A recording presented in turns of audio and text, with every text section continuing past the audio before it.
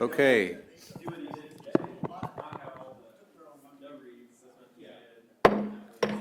We'll call this to order. I don't get to use that very often, thank goodness. Good evening, everyone. My name is David Freese. I'm the mayor of Tonganoxie. I'm calling to order this December 19th regular meeting of City Council. Ms. Huntington, would you call the roll and note that I am present? Yes, Mayor. Mr. Partridge? Here. Ms. McCutcheon is absent. Ms. Stevens is absent. Mr. Donnelly? Here. Mr. Dale? Here. Thank you. Would you join us in the Pledge of Allegiance, please? I pledge allegiance to the flag of the United States of America and to the republic for which it stands, one nation, under God, indivisible, with liberty and justice for all. Thank you for everyone. Item 2 on the agenda is the approval of minutes. Do we have any questions or concerns or comments about the minutes from the regular meeting dated December 5th, 2022? If not, I would entertain a motion. So moved. Thank you, Mr. Donnelly. Is there a second? Second. Thank you, Mr. Partridge. All in favor, say aye. Aye. All opposed? Passes unanimously. Item 3 on the agenda is a consent agenda where we review our bill payments for the previous period. Are there any questions, concerns, or comments about the bill payments? I had one. The salt payment, is that the one payment, or will there be another payment for that? I believe that is our bulk purchase that we do through the county pricing, but I think at this point, we're just anticipating that one purchase. Okay, great. Until Friday. Yeah, all right, you jinxed it. All right, there are none. I entertain a motion.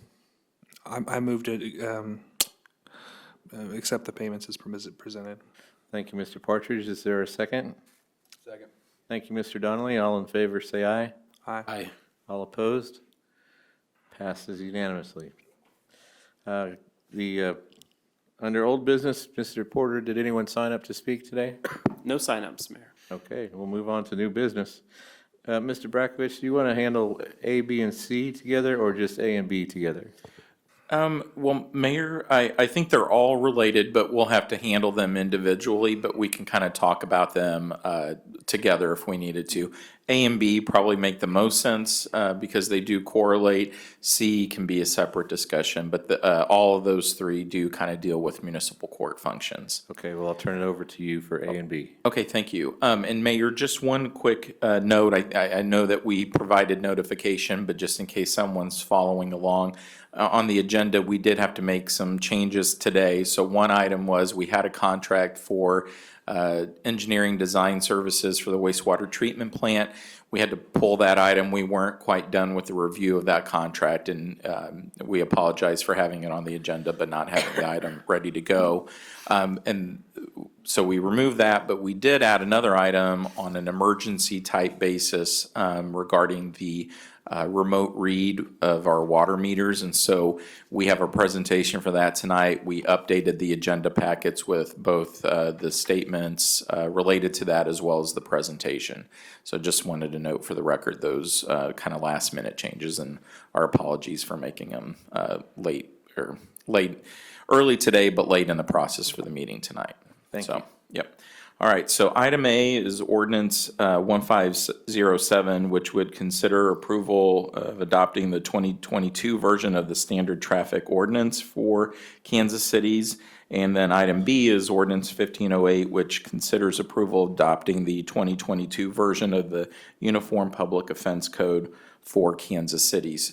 So these items are kind of the guiding documents. The titles are sort of self-explanatory. The city does have the opportunity to opt out of quite a few of these and create our own local traffic ordinance and regulations, and we've done that in the city code. And so typically every year the state puts out these new documents. They highlight what changes might have occurred year over year. And so the city hasn't made it a practice of updating on an annual basis. But The last time we did it was 2018, and so we're ready, even though there weren't substantial changes. So I might turn this over to Anna. She drafted the documents, and essentially, it still preserves our ability to opt out of those things that we identify in our own local regulations, but at least gets us up to the most current version of the state documents themselves. And with that, Anna, I'll turn it over to you, please. Yes, so there is a red line in your packets that shows the changes. A lot of what was done, typically there's an incorporating ordinance that incorporates whichever, addition of the UPOC or STO that's at issue. And then after that, you have provisions that change any of the existing STO or UPOC provisions, or that, you can add provisions, you can also omit. So I reviewed the sections of the code that made those kinds of supplements and changes. Since it has been a few years since the city's incorporated the latest edition, a lot of the provisions are already addressed in the STO or UPOC. So either some of those were struck, as you can see in the red line, eliminated those in lieu of the STO or UPOC provision, and then also moved some local regulations into separate sections. That way we don't have to readopt them every year, if that makes any sense. But I'm open to any questions that you might have about this process.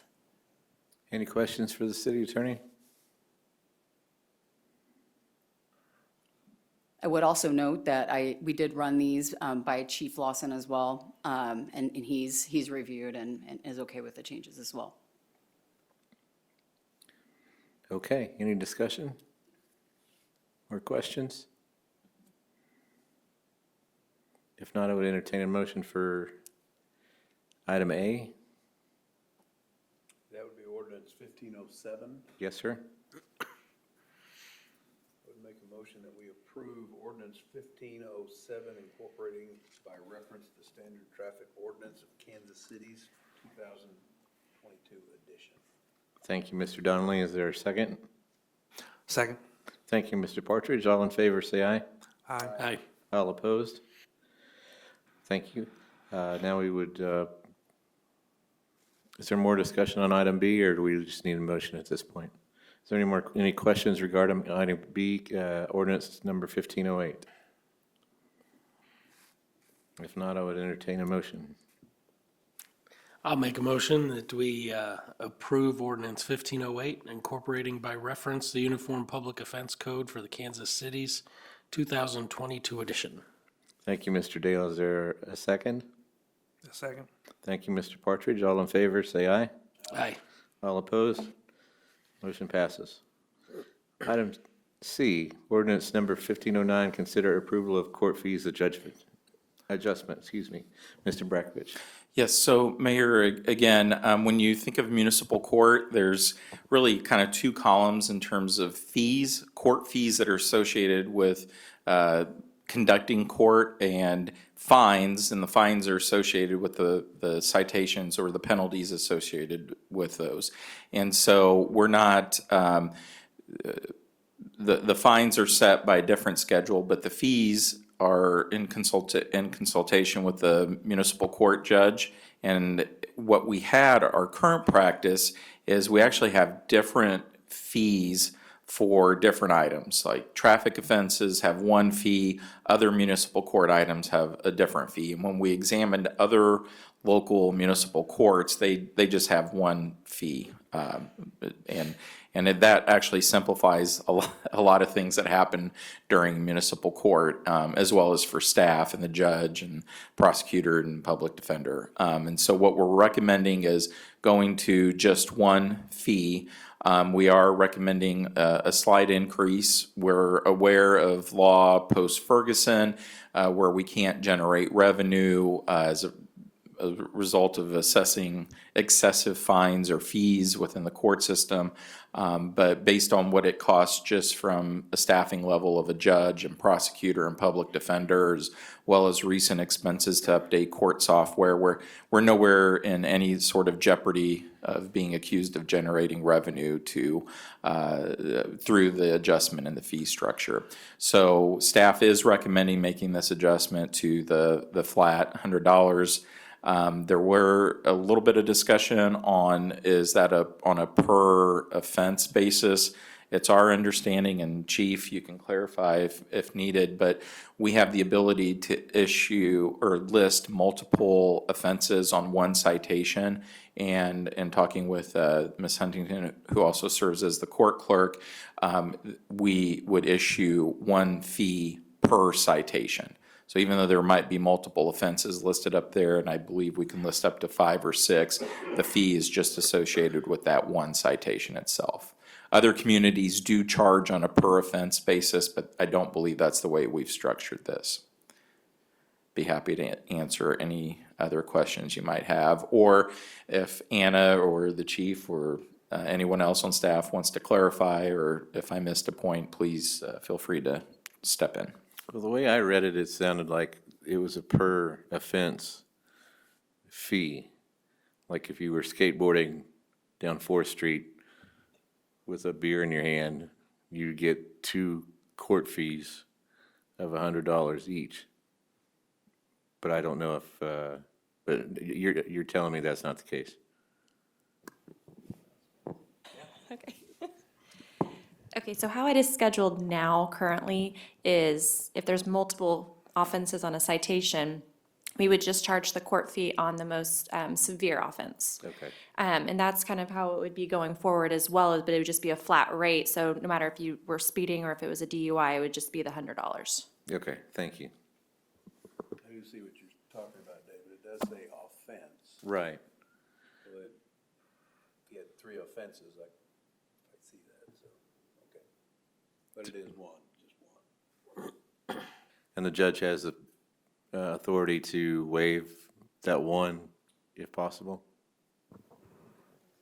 I'm not on the fee, I believe on the fines, and, each case has to stand on its own merit, and that the judge would consider whatever the prosecutor and the public defender, or if there's an attorney involved, or if the person's pro se and just representing themselves. So there is an ability to make an adjustment, just not on the court fee side. Okay. Any questions, council? What's our current rates? Right? Standard traffic and 80 for more severe And we're going to 100? Okay. It's not a money-making, it's not even close. I think it's pretty cheap. Depends on who you are, how cheap that might be, I reckon. But Didn't know it was illegal to skateboard down 4th Street. Good to know. that's what it says. Yeah, any other questions? If not, I entertain a motion. I would make a motion, we approve ordinance number 1509, an ordinance relating to court cost, amending and repealing existing section 9-113 of the Tonganoxie City Code. Thank you, Mr. Donnelly. Is there a second? Second. Thank you, Mr. Dale. All in favor, say aye. Aye. Aye. All opposed? Motion passes. Item D, consider approval of the TASER equipment 5-year lease program procurement with Police Department. I don't know if this is Mr. Porter or Chief Lawson. I think both of us, man. All right, great. Have you come up. I'll do a very brief introduction as the chief walks up. This item is under consideration for your approval. You might be a little perplexed to see the annual cost below the threshold requiring city council consideration. That's traditionally $2,500. So this item comes to a little under $1,300 a year, but it's over a 5-year aggregate period, which does exceed that threshold in that basis. Why it's being brought forward tonight, also in a time-sensitive nature. Chief Lawson could probably give you a quick overview, but he's negotiated with the vendor in this case to acquire current year pricing if we're able to move forward placing that order this year before the end of the year. So turn it over to him for a few more details. Thank you, Dan. Essentially, what we're trying to do is just get this contract get our contractor signed in 2022. We believe that, the total of the $1,269 installment per year is, we're gonna be fine out of our operating budget. But the problem is, we get a $500 discount, roughly about 500 and some odd dollar discount right now if we sign the contract right now. We're not gonna be implementing payment or going forward with this till 2023 and 5 years thereafter. They also believe that the TASER equipment is probably gonna raise right around, I don't know, another 10% just by sheer, inflation. So that's the benefit to signing it right now. But as far as the operating budget, it's not gonna, we don't believe it's gonna adversely affect that. And as Dan said, it's gonna be about $6,300, $6,345.50 is what the contract actually depicts on the bottom half when we sign it. So unfortunately, there's not a back out clause. So if we sign that and then we went forward, and we said, we wanted out of it, we are obligated for the 5 year, the 5 different installments. And so I think is everybody pretty clear what the equipment is we're asking for by the agenda statement? I won't bore you with that unless there's questions there. But again, we're just wanting to sign in 2022. We're not actually going to be making payment till 2023 and thereafter. But $500 savings today, plus we save some inflation costs if we do it right now. Thank you, Chief. Are there any questions? How long does a unit usually last? It usually lasts probably around 5 years, but the problem is, and this is probably not by accident, it's by design, the technology improves each year and they start phasing out, like the current TASER that we have right now. They probably came on the market about 7 years ago. And of course, software updates, hardware replacement costs and things like that, they start phasing those out. And so the current units that we have, we believe there's gonna be probably about another year for lucky life in those. But if they break down, the cost of repair versus replacement it's just not gonna be an available option. And so that's what we're being told by Axon. And how many units do we, this is for 2 units? Yeah, this is for 2 units. We have 2 really older units that we're looking to replace. I think we have 4 total at Okay, this just point kind in of time. revolving. Right. within And that the officers timeframe. rotate those. Those aren't issued, unlike a firearm, every officer has their own firearm. But unlike those, those weapons, the intermediate weapon with the TASER, those are handed off, per shift. One guy uses it and hands it off to the other. So we only have the 4 of those currently in circulation. Does that include maintenance? It does, yes, sir. It Happens goes, to one of them just absolutely, and that's a good point, Mr. Donnelly, that I neglected to say earlier. The total cost of that is also inclusive of the cartridges that fire out of those. So, and again, no accident, TASER says you have to certify on those each year in a practical exercise, which is basically dry firing the weapon at a piece of cardboard and deploying that. Well, each officer has to fire 2 cartridges to be certified in order for TASER to kind of cover them by saying that they're certified on the intermediate weapon. Those 30 cartridges that we're going to be certifying on for the year 2023 are inclusive inside of that bid, as well as we have to have an instructor course where the instructor has to go and be certified to come back and train staff. And that is roughly, I think, a $300 and some odd dollar cost, just right below 400. And that's also included in the 6345. So that number, yeah, the 6345, that is inclusive of 30 TASER cartridges, 2 pieces of hardware for those 2 intermediate weapons, and the training class that's the instructor is going to go to. So it's a pretty big cost, and it is a benefit because a couple of those costs, meaning the 30 TASER cartridges and the instructor course, would normally be paid up front. And so we're going to be allowed to drag that over the course of 5 years. Any further questions? Thanks, Chief. Okay, thank you very much. There are no questions. I'll entertain a motion at this point. I'll make a motion to allow the police department to execute the Axon contract for $6,345.50 to be paid over the course of 5 years in installments of $1,269.10. Thank you, Mr. Dale. Is there a second? Second. Thank you, Mr. Partridge. All in favor, say aye. Aye. All opposed. Motion passes. Item E, review financing strategies for temporary note series 2022C maturing March 2023. Mr. Brekovich? Thanks, Mayor. We have Ben Hart here this evening with Baker Tilly. They serve as the city's financial advisors. We've got a joint presentation between Mr. Hart and Mr. Porter, but wanted to make a few introductory comments. This item is related to the elevated water tank that's under construction at the Tonganoxie Business Park. As you recall, earlier this year, we had issued temporary notes to get that project going while we waited to get confirmation on our EDA grant award. As a reminder, this project's a little over 3.2 million.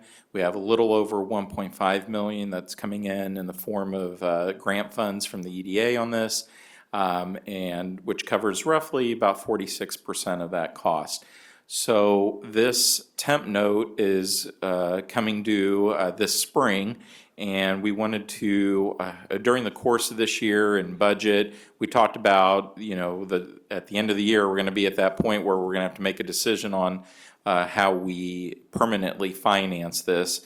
And so we've followed through on that discussion to the point of where we're here this evening to talk about what staff is recommending, but still opening it up for discussion with you on some options on potentially using fund balance surplus, that cash that's available beyond the called out percentage that we've set as goals for fund balance. And now we know what the cost is. We know that the grants come through. And so we're in a much better position in terms of defined cost and what's remaining than we were earlier this year. So putting all of those components together and coming before you tonight to say, look, in the next month or so, we're gonna start needing to make some long-term decisions. Who better to guide us along that path than Ben Hart and Dan Porter? So with that, I'm gonna turn over to Ben. I'll start on this slide. So as George mentioned, our first two priorities for tonight are to understand the upcoming schedule and needs for the temp notes renewal, and also make that discussion of how much the city potentially would like to contribute to help pay down some of the balance of our current outstanding temp notes. Next slide, please. So this slide illustrates a timeline, again, to give that information process over the last little less than a year. It starts in the most recent, or the earliest step we took was in February, early February. The city council did authorize the sale of the temp notes in an amount just north of 2.845 million in principal value. We then learned more from the EDA in late February of this year that we'd be receiving a 45.7% grant funding assistance on the construction costs per their award letter. And then in mid-March, we did award the contract for $3.299 million to Caldwell Tanks. Since that time, in the period of the summer months and the early fall, we have completed 3 pay apps, one in August, one in October, one in November. We don't currently anticipate another one before the end of the year. Those 3 pay apps total up a little more than 30% of the total project cost of $3.299 million. We've also submitted all the necessary preparatory paperwork to the EDA and submitted a request for our grant share reimbursement. So the way the process works procedurally is the city does pay those pay apps as they come due for the project. We submit this reimbursement request. The EDA refunds the city that 45.7% of grant funding. One of the reasons the tip notes were larger than the eventual city obligation cost is we didn't know at the time of the issuance that we would necessarily get the EDA grant award in the amount requested. So some of that excess funding beyond the city's share does give us that ability to pay down a pay app and then wait potentially a few months for reimbursement. We hope it comes in a more prompt sense. Like I said, we do expect before the end of this year to get our first reimbursement, which will be slightly over $450,000 based on our grant match award. So that's sort of some logistics of the timeline of when we learned certain information and also where we stand today in terms of funding for the project and reimbursement. And I'll turn it over to Ben on the next slide to talk a little bit about the temp notes and the needs for that schedule. Thank you, Ben Hart, Baker Tilly, your financial advisor. On the right-hand side of that screen is a temporary note, the current temporary note. We've got 2022C. Well, the financing, total financing is 2.845 million. And that's including the underwriter's discount. It's everything included. Your interest cost, total interest cost, or the rate is 0.829%. That's drastically different nowadays than it was back then. I think you couldn't have got it cheaper. Like Dan said, it matures March 1st of 2023, and we had brought to the city council earlier this year options on how we're going to proceed with that. One of the options, do you want to go to the next slide? One of the options that you guys give us as a head nod was the renewal of that temporary note.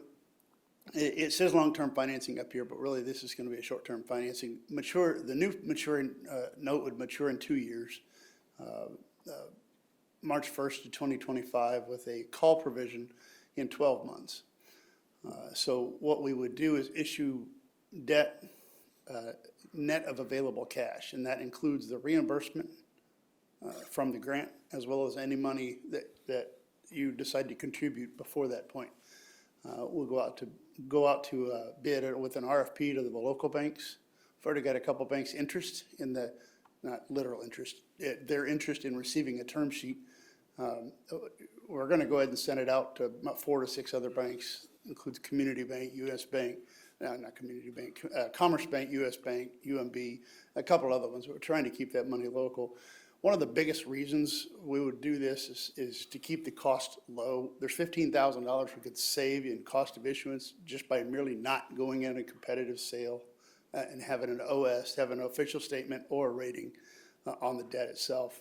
We'd issue the term sheet to say just that. The second benefit is obviously keeping the lending in the community. And then the final is really to pay down that debt based on the revenue received. So as cash comes in after that 12-month point, you can pay that debt down as fast as you want to.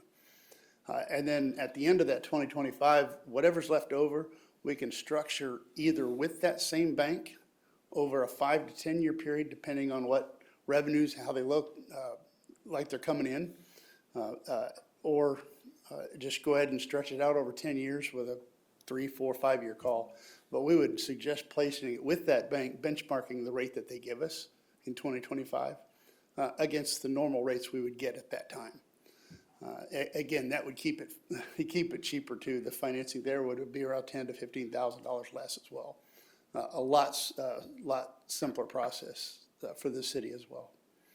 And we'd be able to go ahead and have competitive bids on both of those. So we'd actually take RFPs or term sheet interest quotes from each of the banks that participate in it. And we would do that, submit that over to Dan and George and bring it right back to you guys. So on the right-hand side of this slide is the kind of the overall calendar. Obviously tonight we're talking about the issue, but on January 1st would bring back, well, actually the January 9th, is the term sheet that would be issued to all these banks. Note resolution authorizing the sale, and that would be authorization of accepting these bids would be back on the 17th. We'd get responses back from the banks on the 2nd, and then on the 6th, we'd have a selection at your meeting here. We'd bring to you a recommendation, and that same day, we'd be able to give you a recommendation and have you guys review what the proposals look like. Any questions on that process or what we've got here? Council? You know I'm going to have questions on it. I know, that's why I looked at you right away. Well, looking back, and of course, I think staff knows I wasn't very happy with the analysis we did with this on the back. And I will tell you today that hindsight is 20/20. It's really easy to look back. But we cost the city a lot of money on doing what we did because we did not analyze it. Today's interest rates are excessive, but they may not be excessive. They may be real rates. They may be real for the next 10 years. We're looking at doing another short-term note. Short-term rates are more expensive than long-term rates today, and they were significantly more expensive. So what is the reason to do that and take the risk that in 2 years that the rate might be higher? What is the reason to do that? Sure, and I think part of that analysis is what's coming up is, well, first, we didn't know what the true cost, final cost was gonna be. We had to have some cash on hand to move forward with the project, but we were still in the middle of issuing the RFP and knowing what the true cost was. Secondarily, like was mentioned earlier, we weren't sure if the EDA had the firm commitment on the final dollar amount of the grant. So now that the project's underway, we have a defined timeline of when the project's gonna be complete, and we have a large utility user that's at the end of that line that should start generating a significant amount of utility revenue by third quarter of next year. And so what we're trying to do is, rather than lock into a long term here, is look at what's available in fund balance, and I think we have a slide that'll look at that and say, we have some cash on hand, do we want to apply it to this?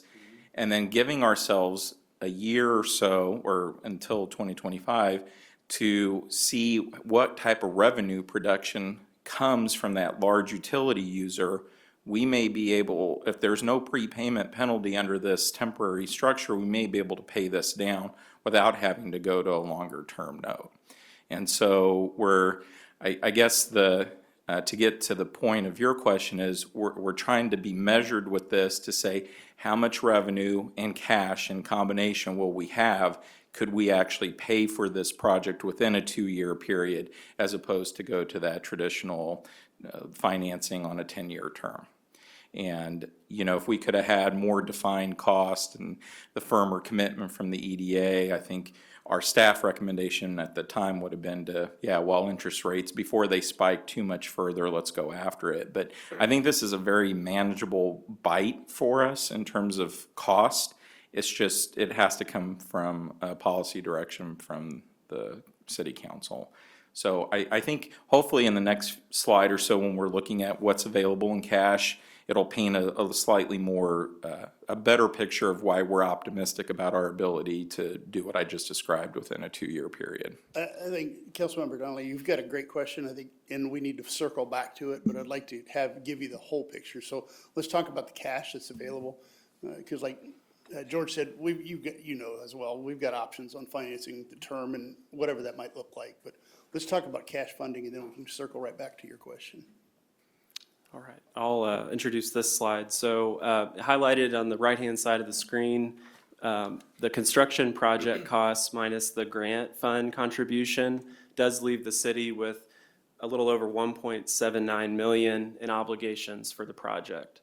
So some of the cash opportunities we have in funds on hand, and this is actually covered in a little more detail in the financial report this month as well for reference. But the slide does illustrate 3 sort of sets of funding opportunities. The first is in light blue color, and you can see illustrated there for our water operational fund and our water capital fund. It demonstrates on the right-hand side of the blue chart the 2022 ending fund balance projection, and the margin means basically funds not committed to other projects and not committed to fund balance goals. So at the end of this year, on the water side, we're looking at a little over 414,000 in the water operational fund and 357,000 in the water capital fund. When you look at 2023, assuming 2023 budgeted priorities are fulfilled and revenues come in at current projections, those numbers do decrease, and that's why they're circled in each of the 3 charts shown on this slide. 2023 is really, when you think about funds available, at the end of the day, at the end of next year, that's unless priorities were to change and projects changed, that is the true level of funding that we have. Surplus isn't the right word, but just unencumbered is probably the best way to point that out. So circled again in the light blue is the water operational fund. with $204,000 available at this point with those projections, and $79,000 in the Water Capital Fund. So aggregating those two, looking ahead at next year, just under $300,000 in funds potentially towards that 1.8 million project share for the city. Moving to the charts in orange, the light orange being the Sewer Operational Fund, dark orange being the Sewer Capital Fund. 2022 ending fund balances respectively are $276,000 and $467,000. Moving into 2023, those numbers do decrease in both cases to $159,000 in the operational fund and $340,000 in the capital fund. So still significant funding. And though this is a water tower and a water elevated storage tank, both the city water and sewer utilities are supported by collective investments in those infrastructure items. And so we don't foresee any issues with utilizing a mix or whatever assortment is deemed necessary of investments from these two sources to help fund cash towards that project. And finally, two more higher amount funding sources are the infrastructure sales tax excess funds and the capital projects fund, funded by the county sales tax share that comes to the city. The reason these are presented as in the third case and actually as the least recommended source of funds for cash towards this project are other needs. So those two funding sources are eligible for a wider mix of infrastructure, whereas water and sewer utility funds need to stay in the water and sewer utilities. They shouldn't and aren't eligible to be used for roads, bridges like the Church Street Bridge or 4th Street Bridge or other project areas that fall outside the utilities purview. Those funding sources, though, are eligible. And so at the end of the day, that could be a decision made. And the funding source ending fund balances for infrastructure sales tax in 2022 are a little over $511,000. The capital projects end of 2022 is a little over $1.275 million. And in 2023, those numbers increase in the infrastructure sales tax to $693,000 and stay relatively the same in the capital projects fund at $1.276. So on an aggregate level, there are funds available in 2022 or 2023. And in a schedule sense, the city council does have 3 chances to invest cash into this project.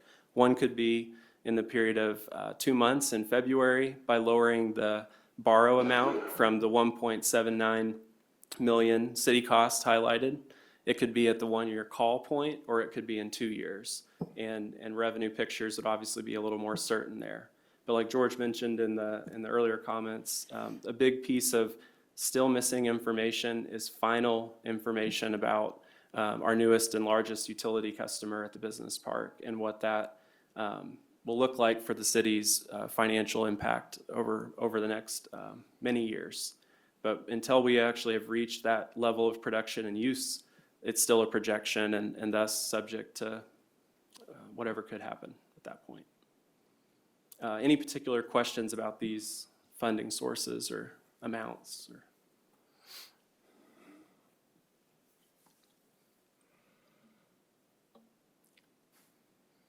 Do you have anything I missed, George? No, I think Mr. Porter did a good job of explaining it, and I'll just, to emphasize it, the margin indicates that we're still protecting fund balance percentage goals, and this is the amount eligible that we could use as cash. And I think it's pretty consistent with what we've talked about all through the budget process, and knew we'd have some decisions to make. And you know, it's just like Dan said, that one last piece to see what the actual revenue generation is going to look like. We know what it's at a minimum level based on what requirements we put in our development agreement for a monthly usage rate. We anticipate it's going to be at a minimum twice as much as what we required in the development agreement. But again, until you see those first utility bills at full production for 2 lines, we're just not sure what that. We can't tell you right now exactly what it's going to be, but it looks like we'll be in a good position. And as that revenue generation comes in and we've still kept our fund balance goals protected, we're just adding that revenue at that point. So again, I hope this helps to paint why we're feeling pretty optimistic about still pursuing short-term on this and not going into a more of a long-term situation, so. Thank you, Mr. Hart. Oh, sorry. Where is the risk analysis to if we're wrong? If we make a decision, we came in at point under one. At the time, we could have got a 10-year fixed rate, probably in the 179 range. And I got all the math if you want to see it. That cost the city in the first year $26,000. So it already cost $26,000. We did no analysis. And we're willing to do it again. I'm not willing to do it. What if we're wrong? What if in 2 years, the interest rate is 10% and we can't pay it down? I'm not saying it's going to be. What analysis are we doing? None. We're not analyzing the risk to the taxpayers. We're saying we might have some money, and I don't totally agree with this. I totally agree with you, George, 100%. But what if it doesn't happen? What risk are we doing where you already put the interest rate today on that same 10-year bond? And he will know better than me. But we're probably looking somewhere in the 360, 370, 380 range. On 10-year bonds, that's right. That's on 10-year bonds. 200 basis points more than it was a year ago. Yeah. I don't think, based on what's been told, what's been conveyed to me, I don't see how you're gonna go 10 years with this debt. From don't know we the will. original issue point. And I I'm don't not think you're saying gonna go we 10 should years do with it. this What I'm debt. saying, where's the analysis? No, I So understand these that. people can make a financial decision on dollars, Yeah. not, this is dollars that we could happen. Now, if you want to get into the reserve account, you know my decision at the vote of the budget on the reserve level. I think we need to pay this down as fast as we can pay it down. I'm 100% for that. Yeah. But these folks need to know that if we would have done a 10-year bond a year ago, we could have saved a lot, way more. My calculations are on a lot lower cost of funds than we are today. That's what the risk of the market is. The market, we don't get to pick what the market is. The market's gonna tell us. So if what we we're issued a gonna pay. 10-year bond now, right now, lock ourselves in for 10 years, we're looking at over $500,000. I'm gonna say a little under $500,000 in interest costs on 1.5 million. Understood. That's what I'm saying. On a 2-year note at 1.5, we're at 40,000. But you're assuming that everything goes perfect and in 2 years, we pay that thing off, we have no debt. No, I don't. I'm assuming that at the end of 2 years, we have minimal to be able to take forward to But the what if we financing. don't? Huh? I'm What sorry. if we don't? And the That's interest true. rate's What if we don't? 10%? What if we don't? That's true. What is that difference? What are those two differences? So these people can know what that difference and the risk that they're signing up for. Well, Because the we already difference, gave away $26,000. We already did that in 1 year. the difference between the temporary note, so you've got 80,000, it'd be $480,000. That's the total cost. If everything goes south, you got 1.5 on the hook in temporary notes, right? You got 80,000 in interest cost, plus you gotta go 10 years, which I'm gonna say the risk confidence level of you doing 10 years is probably 20% at this point. That's my confidence level. You're gonna go, no, if you're gonna go risk, you've gotta balance it out with expectations. You can't just automatically assume everything's gonna go negative. So let's talk about risk And I adjustment. concur 100%. Where is that? It may go down. True. Rates may go down. It could More than be. likely, probably. It could be, will. more than likely not. In 2 years, more than likely it won't go down. And you know that just as well as I do. You also know as well as I do, it's not gonna be 10%. 4%, that's not unheard of. But all I'm asking for is they need to know that number. They need to see that data. Maybe That's they what I'm don't. giving you Maybe they now. don't care. That's what I'm giving you now. On a worst-case scenario, it'd be $480,000.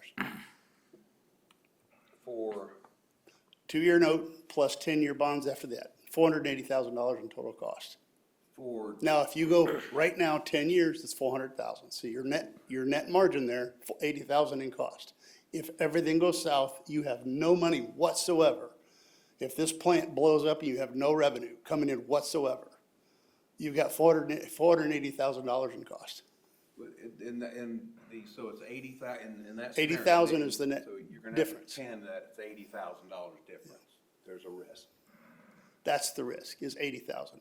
And it could be Now, less. understand that you've also got to measure the risk of that actually happening, right? You bet. So that 480, the likelihood of that coming to fruition, I think I'm speaking for these two guys as well, is what they know from the plan, is probably 80% confidence that you'll not go 10 years out. In fact, I don't think you're going to go another 5 past this note. But we have other things that these funds can go somewhere else for. Absolutely. If that comes up. Absolutely. We've committed ourselves to pushing it into this hole, which is good. It's a great hole to push in. I'm not arguing about any of it. Yeah. I want to see the analysis so we can make a financial decision that you would make on these types of things. If we would have seen it a year ago, would it have made any difference? I don't have a clue. No, And we can't solve last year's, earlier issue. But- We can't solve that. I mean, I want to see the financial analysis on things that could happen. And here we see this. This is great. yeah, The other, this is the best case scenario, George, 90% best case scenario, probably? I what's mean, the? I I'm still not think it's confused. fairly conservative on our, so I wouldn't even say, I mean, it's the best case conservative estimate. You know, and just to kind of follow up on the previous discussion, I mean, we do try to present options so that the city council feels like they've made a knowledgeable decision based on data. And what we've tried to do is mitigate as much risk to the city, i.e. the taxpayers, by presenting options that, again, allowed us in the short term. I mean, I know I understand what you're saying, that it cost us $26,000 to borrow almost $3 million to see what the total costs were. I think my recollection of our previous discussion was, is that a better option than issuing a larger amount than what we need and potentially not having on a 10-year note that might not be callable for 5 years, and we might have enough revenue and cash in hand to pay it off in 2 or 3 years, so now we're eating another 2 years of interest rates that we didn't need to. And so I think the collective decision was, yeah, let's, this is worth it. I mean, $3 million at, 0.8% interest, that's phenomenal. If we would have just had the total amount, cost amount verified, I think we could have potentially made a different decision a few months ago. And that's setting aside knowing for sure that the 1.5 million grant was going to come through. And so going back to the timeline we shared, I think what we're trying to show there is not just points on a calendar, it's why did we take certain risks? What other risks were we able to mitigate by getting to the point of where we are today? Okay, now we have identified costs, we have for sure grant funds available and approved, ready to reimburse, and we have a pretty clear picture of what fund, I hate to use the term excessive fund balance, but it is available cash beyond holding on to our fund balance goals. And I really think that even on these, what I would still consider conservative projections, it's showing an avenue to get this paid down within a 2 to 3 year period. And, the plant, our big utility user is going to come online. Our revenue projections that we use to build the budget, it's still following their third quarter estimated production ramp up, or full production at third quarter. So, and again, those assumptions were based on conservative numbers on our end. So I think if it meets the conservative assumptions we've met, this is a best case scenario built off conservative assumptions. But it could perform way better than that. But like to your point, it could perform worse, other than it won't change cash availability, it'll just change that end of the line utility revenue production. Well, and I have faith in these numbers. I've sat up here since Hill's come on board, and I understand what they're doing, and I have faith in these numbers. But if we pay it down to $1 million, right, in year 2, we're down to $1 million. We still owe $1 million, right? Are we gonna pay it off in 2 years? So there's a cost of another million you gotta pay somehow. We can keep rolling short-term debt, which may be what we need to do. But we still owe $1 million. What are we gonna do with it? Do you have an estimate of what the revenue's coming in above expenses are? We do. Do you remember? It's difficult because there's scale as it grows, as use grows, revenue grows, and the outcome changes. One thing that, like I said earlier, all of these funding sources, especially in 2023, shouldn't probably be dedicated to this one capital project. Maybe that will be the decision, but adding them up, the aggregate total for 2023 projected year end is just under 2.8 million in funds on hand. So should that be the priority, and should, let's say, future interest rate increases necessitate it as a cost-saving measure or something to that effect, these resources at a year from now, they're already projected to be sufficient, and that isn't assuming, like George mentioned, an aggressive use and impact of our newest customer. The funds on hand today, the reason we showed both years is just to caveat that there are other needs already built in the budget that buy down some of that cash on hand that's in our financials this month and will be next month for year end. But we do stand in a really strong position with cash to contribute towards the project to the extent we want to and when we want to, like we said. So what are the thoughts with let's say this works. What are we gonna do with that $1 million that we still owe? We don't know. Or do we? I don't know. We'll owe it. Well, and I think that is the argument we're presenting in a nutshell. How can we be best leveraged at that point to either pay that down immediately, or what are the best options to finance that? And I think what you're hearing, I know what we're trying to convey is that there is a very strong feeling that from a revenue projection standpoint or other cash on hand that could be applied here, there will be an ability to take that out. So this could essentially, instead of 10 years, what you're asking for is analysis on a 5-year basis. That's what I'm hearing George say. I mean, if this thing could be paid off in 2 to 3 years after that temporary note, why not go straight out with a 5-year and just pay it down? Hypothetically, what if we go out and get a lease purchase on it Yep, that's what we're doing.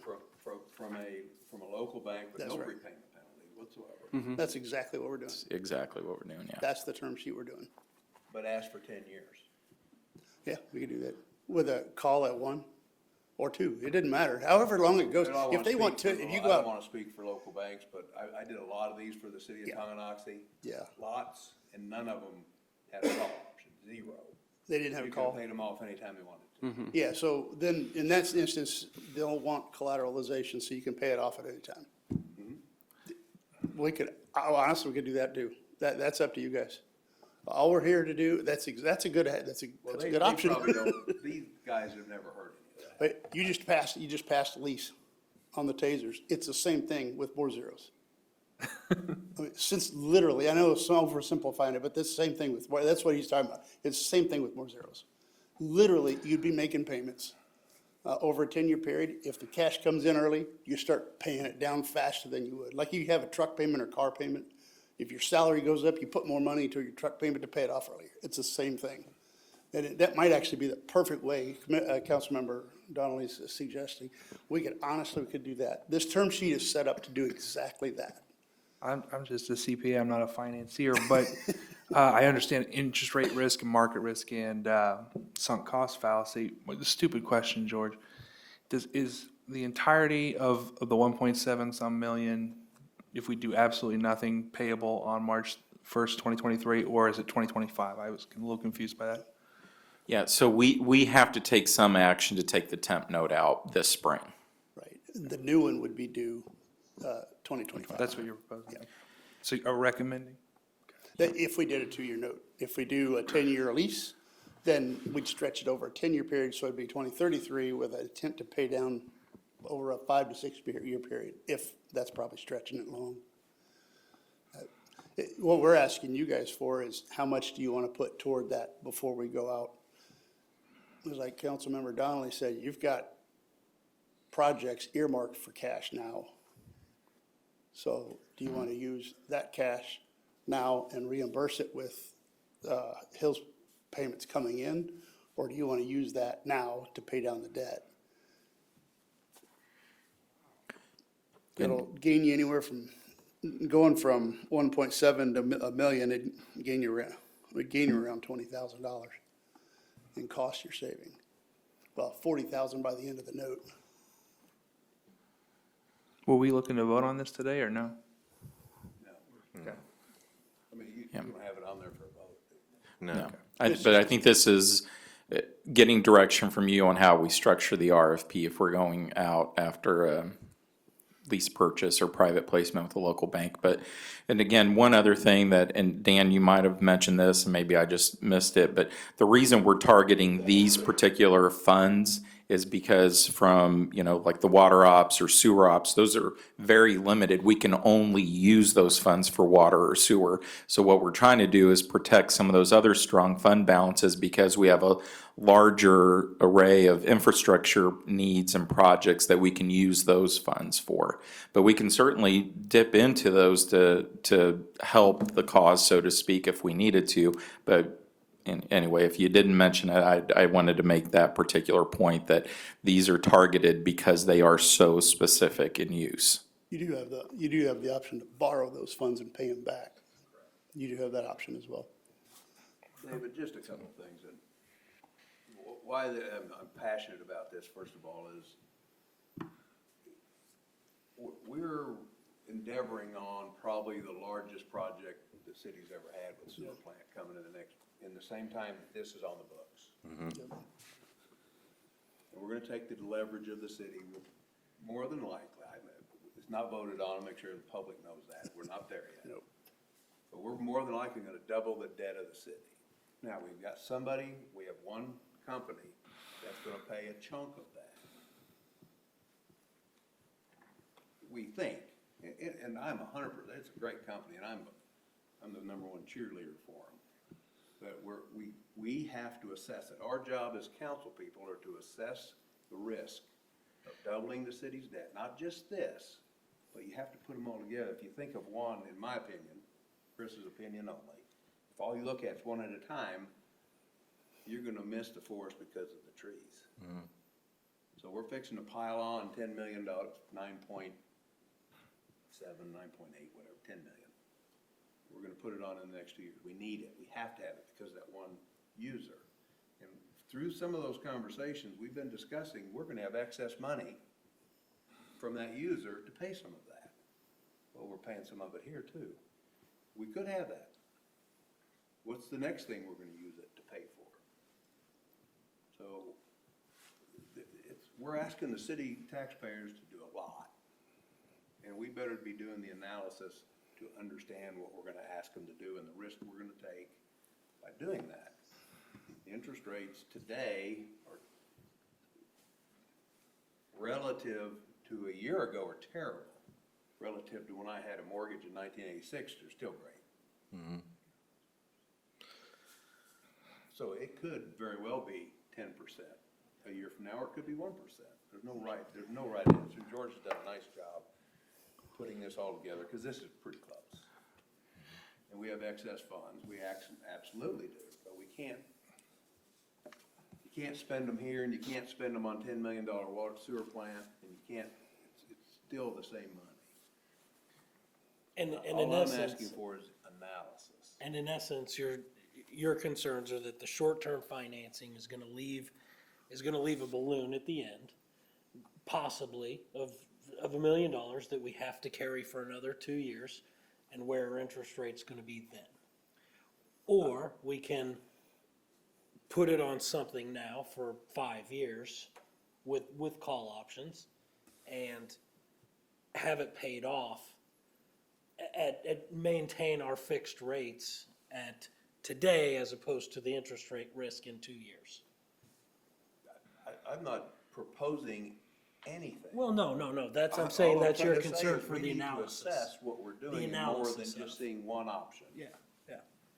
And the concerns between the short term that is discussed here versus the lease purchase option. Yeah, I mean, I think there's a risk differential that we need to understand. Yeah. I mean, you do it every day when you sit down and Absolutely, bank. absolutely. Every single day you're assessing. We need to do, and I assure you, you have more than that one page when you make an assessment. I know you do. Oh, yeah. I know how many pages sure. you have and how many people are studying it. Yeah. Why are we different? That's on us. That's not on them. It's on us. Right. I got a question for you, Mr. Donnelly. My concern is, as a novice looking at this, right, so this is my question for you, is my big concern is we're having to make a decision before we've seen any money at all come in from Hills. And so is I think there's more risk about meeting these obligations than we're assuming, or is that incorrect? You haven't had the luxury of sitting through what we have got through a couple. That's a probably luxury? 2 years of Hills. I mean, I think I have had. and I feel for you, because it is a legitimate company. You didn't get to go tour the company in Topeka and look at what they do and look at their financials, which you can go to Colgate Palmolive and you can find them. You'll find They're it. legit. No, I know. And they're gonna make a lot of these numbers. You're right, and I thought, I mean, they could also pull up and say, we just threw away 325 million or 400 million, we're gonna leave. They can do that. or, I mean, again, if interest rates are 1% a year from now, I think there are a lot of things went wrong, right? Another global pandemic, hell, you never, but if interest rate, we have bigger problems than the debt service at that point. So I don't know, it just feels like there's a lot of unknowns. So I agree, I guess, bottom line, I agree with Mr. Donnelly that, I'd like to see just a few options explored.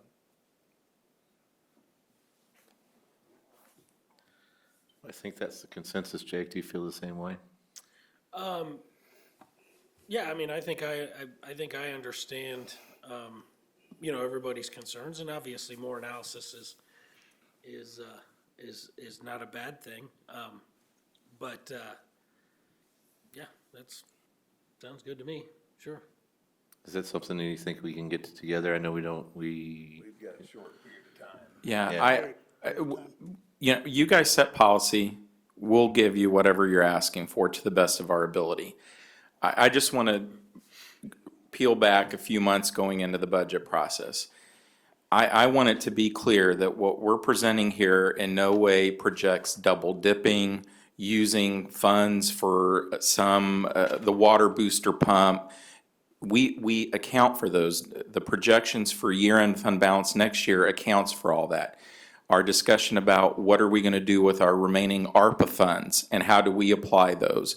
The discussion we had just earlier tonight about KDHE's $5 million loan at 60% of the going interest rate to finance the wastewater treatment plant.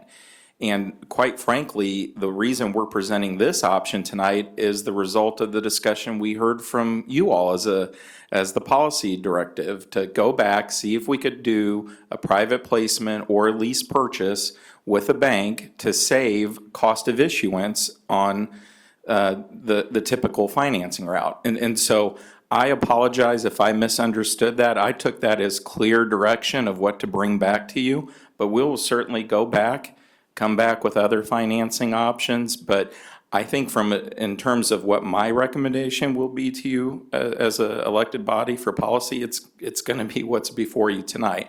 But I understand if for transparency reasons or other reasons that you want to see other options listed out, we can certainly go do that. And we'll need to kind of put the full court press on that to hit that first meeting in January so we don't get too far behind our timeline because, again, our backstop is that spring, March 1st date in the spring. So April. January 3rd, we will have to have a decision so we can move forward. There's no ifs, ands, or buts at that point. We have to have that decision that night, one way or the other. Well, I'm surrounded by very smart people from staff and city council, and there's some disagreement, and I think we'd ought to clear that up before we get any farther. I'll admit I'm the disagreement. I don't have a problem with that. No, So with item the- does fund. With the mayor, if I may, the analysis you want run, how much are we running as far as the financing is concerned? How much are we financing? Chris? 1.7, 1.5, $1 million? How much do you want to run the analysis on? Well, we're running at 1.79 or 179,150 right now on a 2-year with assumptions. Yeah. We could run the same thing on a 10-year. Oh, absolutely. Is that what you want to run? You just, And then no we money lock down the is what rate you want to in. do? You want to run it no money down then? That's my question. Yeah, and I think Okay. we need to. I think we need to look at that, and we know, but then there's callable option, and we can own the option, Okay. and you know all that. Yeah, I do. I'm not- Yeah, I do. Yeah, I don't feel like we're gonna have any difficulty in providing it, but, you know, again, I was just using the backstop of when we need to have a hard decision. So I think January, that first meeting in January is gonna be the time to make a decision. So I wanna make sure that we're giving you the information you've requested and that you feel like you've had a chance to review everything, because we will, like Ben said, we'll need, just due to the calendaring issues, we'll need to have a decision at that point. So, just so make sure we're crystal clear on what we're bringing back January 3rd. I'm going to run an option that shows a 10-year lease, like we talked about. 10-year lease with semi-annual payments like we typically would do. And then I'll run an option that shows a 4-year note, a 2 with a roll. Well, we're talking about a 2 in this scenario. Yeah. So at least we ought to compare those two. So, I mean, okay. Because we don't know what the 4. So the 10-year, so what we'll do is the 10-year lease will show an anticipated or a projected pay down, right? And that would show cost savings, right? So we'll show an anticipated pay down based on certain assumptions of the revenue coming off of the plant.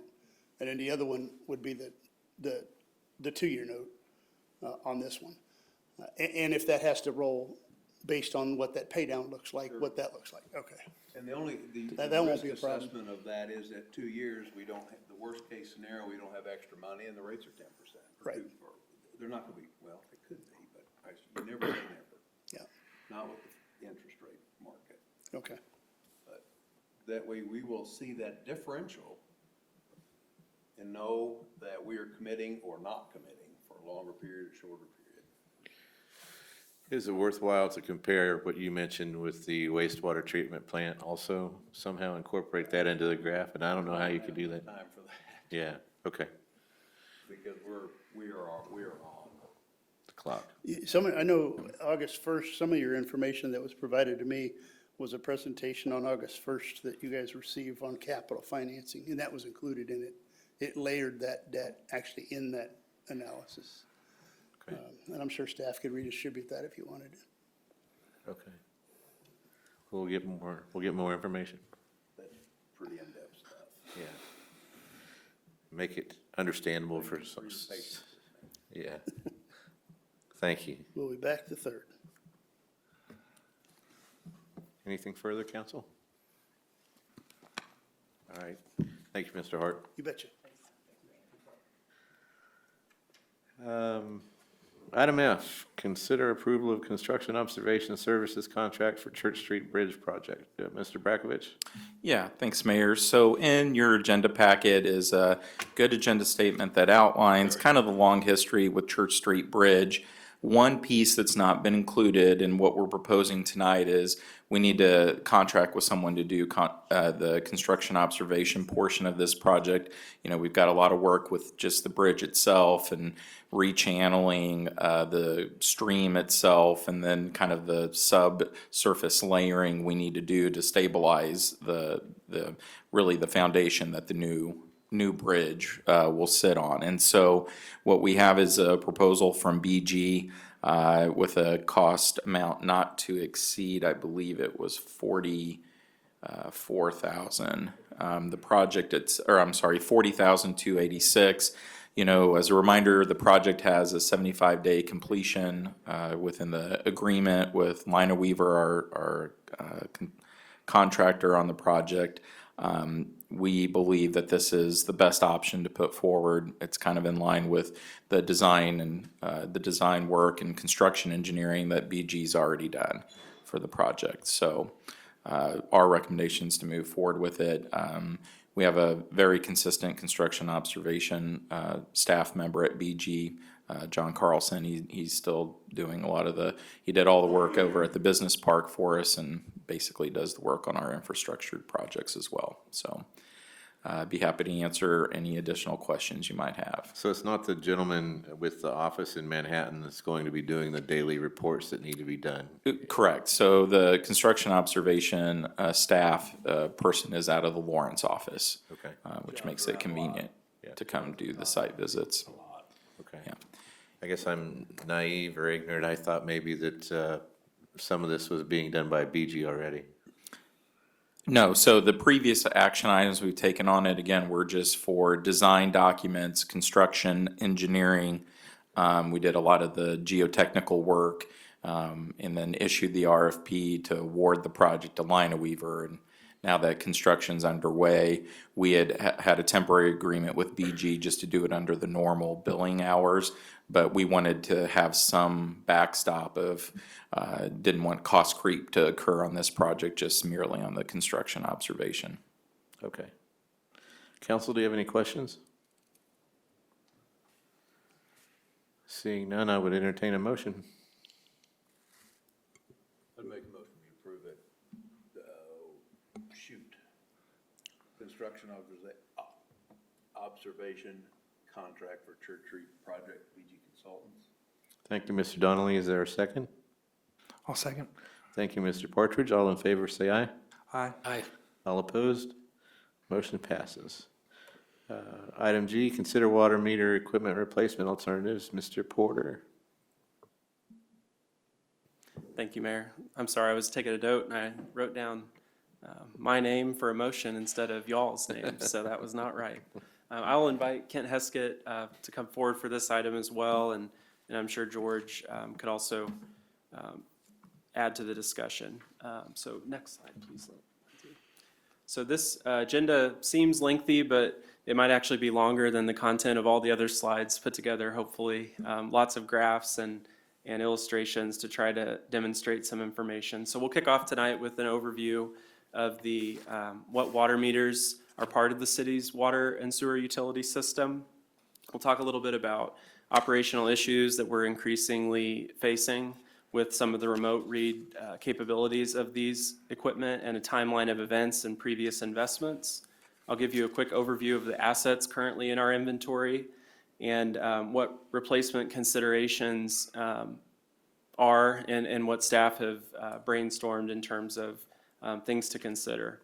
Replacement equipment needs and schedule considerations will be summed up with the staff recommendation for a course of action alternative. And then finally, we'll close with the source of funding that will look remarkably similar to the sources of funding you saw in our last two items ago, dealing with the elevated water tower project options. So with that, we'll switch to the first slide. So this illustrates, for those of you who may not be familiar or haven't seen it in detail and slice away picture style. So the water and sewer utilities, a lot of the information we collect from customers and all of the information about usage we collect from our water meters. Water meters are found adjacent to the property line of residential, commercial, any utility customer hooked up to city water service. So there's a city water main in the right-of-way, a service line feeding the meter pit, which you see illustrated on this picture, a meter inside that meter pit with that antenna connection near the lid that is read remotely across our system for the majority of our meters. And then the data on the meter is captured in an item on the top called the register. And then from that point on, from the shutoff valve on the customer side of the meter towards the home is the ownership and responsibility of a property owner in our case. So what we're talking about tonight, for the most part, are everything comprised inside that water meter pit, for instance. Any questions before we go forward about that? I also, Kent did a very good job bringing in actual examples of the equipment.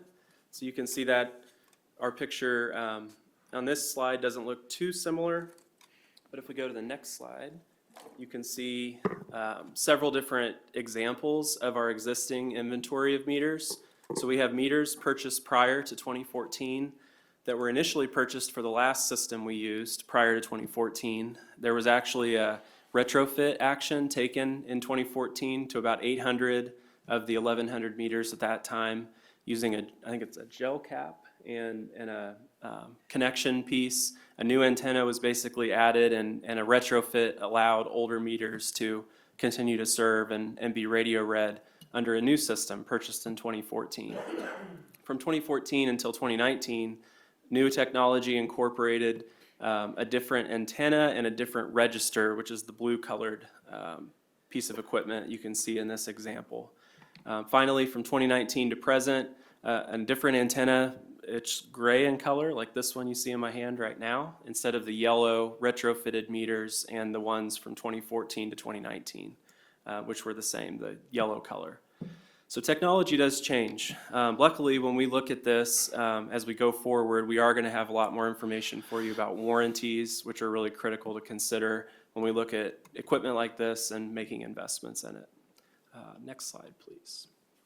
So in a nutshell, what spurred this presentation and what's been underway for the past several months and really since earlier this year is a failure to remote read. So our meters are operational. They do accurately on these registers record usage, the dials. If they don't, or if we suspect issues, we send them to the manufacturer and have them tested. But what has been failing to occur is the remote read function. So a water meter reader pre-2014 and years before that, the city had multiple people dedicated to reading meters. You probably remember seeing them similar to the gas company or other people that tramp into your yard, open the meter pit, look into it, and if they're really cold that day and if it's full of water, they say, oh, I think it's this, and then they move on. Or they actually read the meter. In 2014, we upgraded to new technology that lets us drive around in an air-conditioned and heated truck, collect data from nearby meter antennas under the lids, upload that information into our system, avoid manual data entry, which used to take place in the field and back in the office. So a hugely more efficient system. In time, we can do the work of what used to take, I think, 2 people or so a week or so to perform, now in the course of about a day or half a day. Yeah, one person did it typically in 7 days prior to 2014.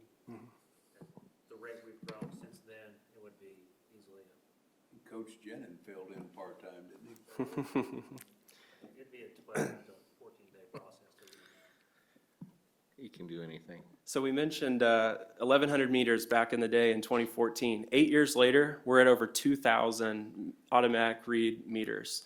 So the bad news is, in the last several months and over the course of about a year, there's been an increasing rate of no reads. So those do require staff, after they do that drive around process, to go back out, scattered all over the system, find the non-read meters, again, do that manual process. The really particularly concerning step is the last 3 months. You can see illustrated in the graph on the right-hand side. In October, November, and December, we've gone from just under 20% of our 2,000 meters being reread necessary to over 31% this month. And that doesn't show, when we look at trends going back a year, that doesn't show any sign of stopping. There's a couple different reasons for this, and we'll talk about those in a little more detail, but that is the pressing need that causes us to bring forward this information and at the end, a staff recommendation for you to consider. So again, over 30% of 2,000 meters at this point not working in the remote read capacity. So next slide, please. So this illustration, and I apologize for the small size, it shows for those 3 months the inventory by year, which is outlined in the red cell that is in sort of the background of every year shown on that schedule. And so the inventory is that red outline, largest column in every case. And the 3 colors, light blue, gray or dark blue, and then orange are the 3 consecutive months of no reads. So you can see illustrated, we've analyzed each year's inventory of no reads, and you can see immediately the growth in many of those cases. And so the good news is the newest inventory, so from about 2015 on, has relatively low levels of non-performance in a remote read capacity. Looking back at prior years, it's obviously a bigger problem, and the majority of our no reads are falling in that prior to 2014 or in 2014 period. And that's to be considered the age or the year they were installed in our utility system. Any questions about that information first? We'll break this up a little bit more too in the future. Okay, next slide, please. Timeline to talk about the investments. We've already highlighted this a little bit. Back in 2014, the city moved to the current system offered through Mueller Systems. We do see that system as adequate, and really it continues to do what it was promised to do at that time. A big decision point when that financial decision was made in 2014 was a warranty. And so meters, the brass or metal part have a 15-year warranty. The registers and antenna collectively have a 10-year warranty. So from the date of installation, such as shown on that last slide, a meter that is non-functional, that's less than 10 years old, we can send to the manufacturer, get it back in some period of time with shipping and handling and testing, and receive that as a brand new product. If we are outside of 10 years, we don't have any recompense for non-operational meters. So that's an important threshold to cross in terms of the age of the meters and their operational effectiveness as we look ahead.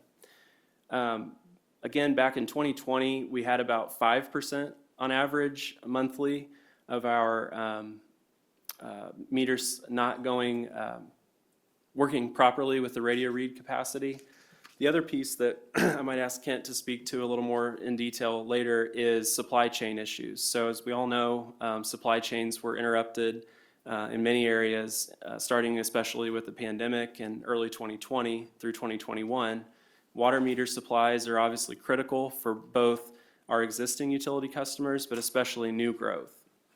We'll talk a little bit at the end here about how many meters a year we've been purchasing in recent years, and that includes some for new development and some to swap out for non-functioning or meters with issues.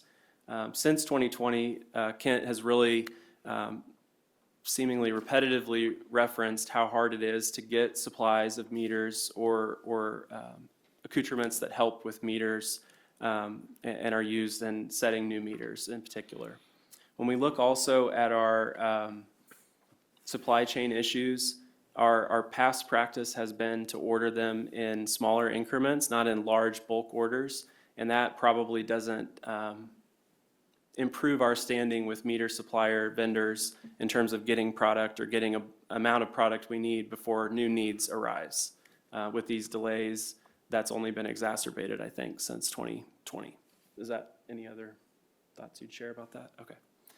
Next slide, please.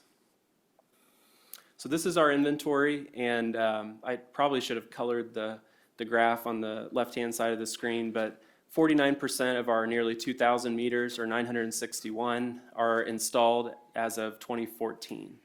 About 25% are older than that, so if you can do the math on that, a little under 500, and then about 26% are newer. And that's a current snapshot as of December's meter information that we have. Periodically throughout the month, Kent and his staff do engage in warranty swaps or swap outs if a meter doesn't seem to be performing right or reading correctly. But that's again an important point because of that major investment in 2014. Our inventory is not at all smooth. It's staggered, smooth on each end, but in the middle we have a large number of meters that are 8 years old right now.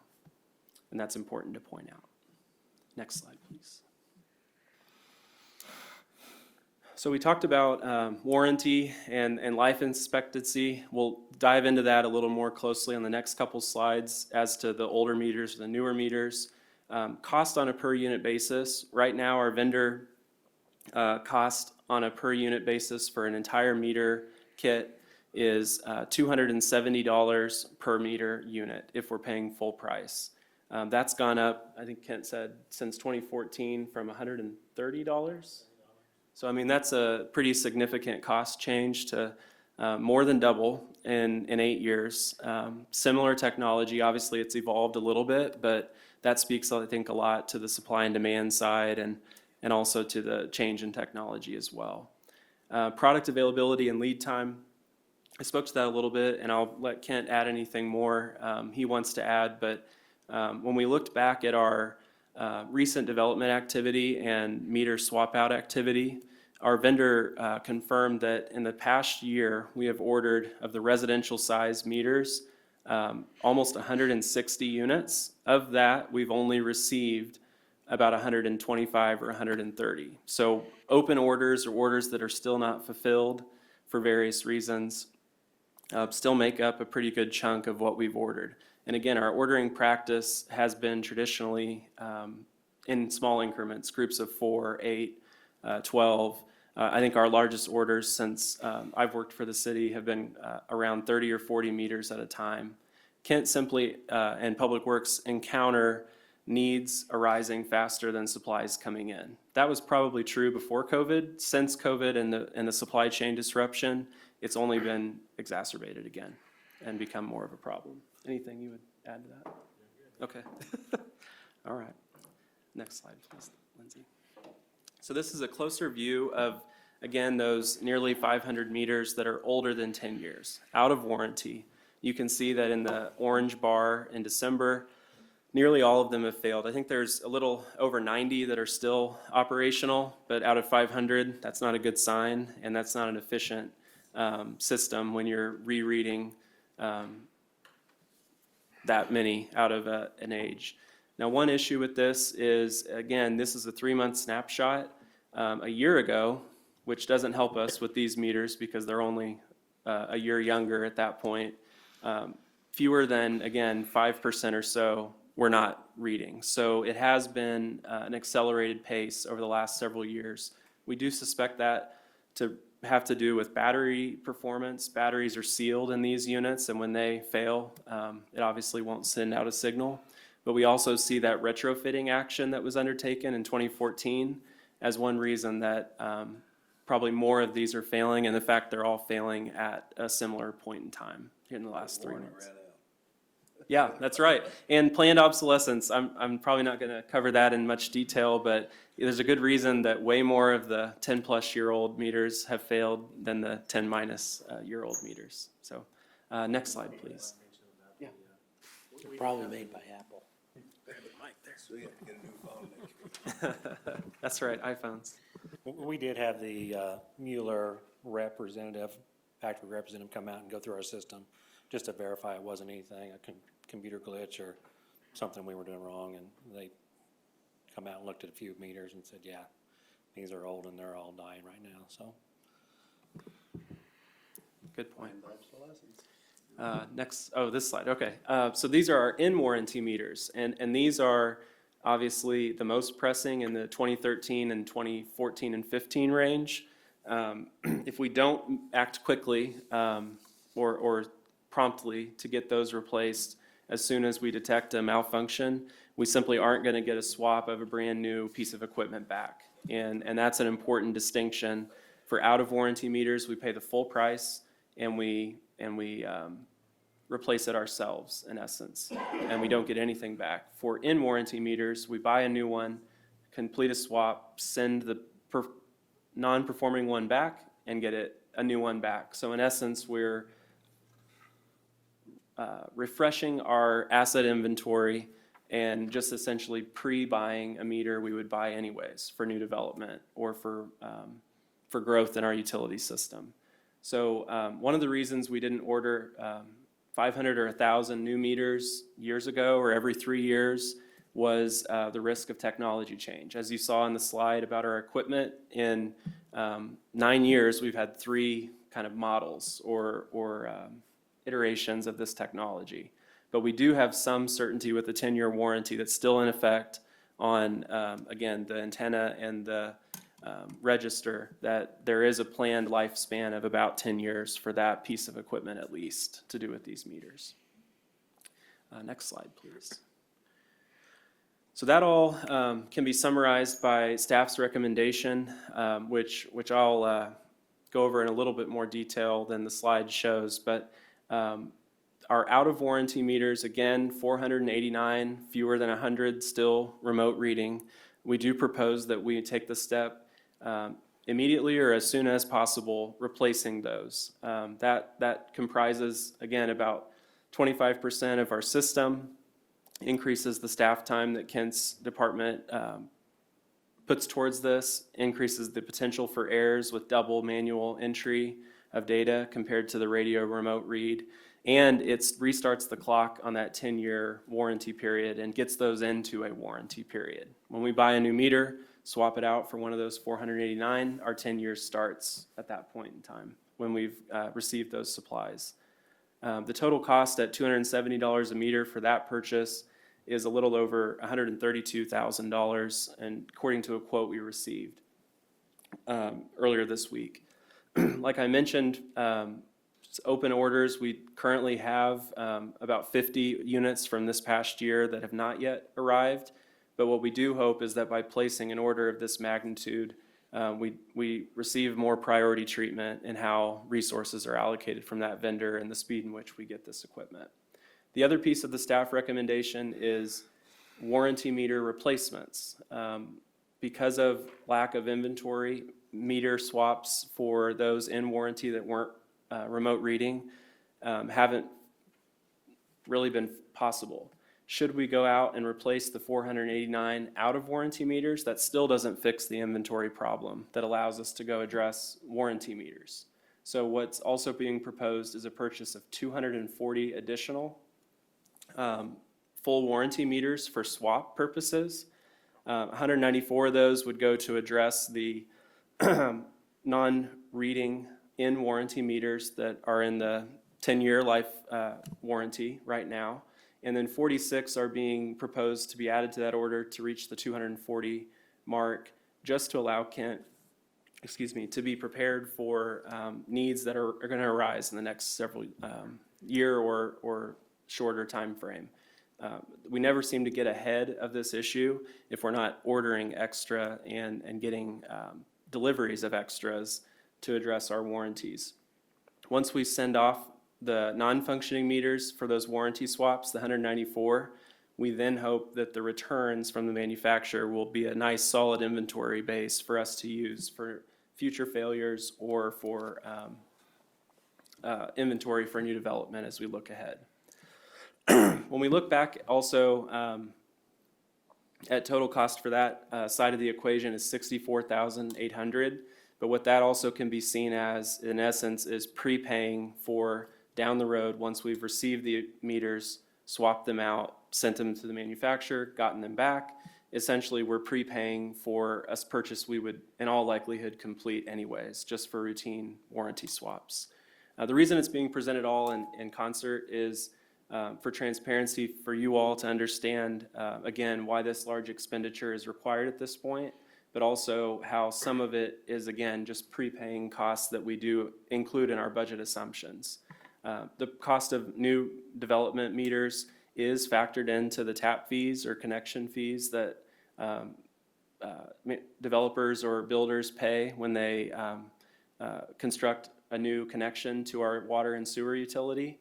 And so as we'll look at on the next slide for funding sources, some of the revenues associated with that are obvious choices. The other point I would point out is when you look back at the proposed swap, it's again 729 new meters for just over $196,000 being proposed.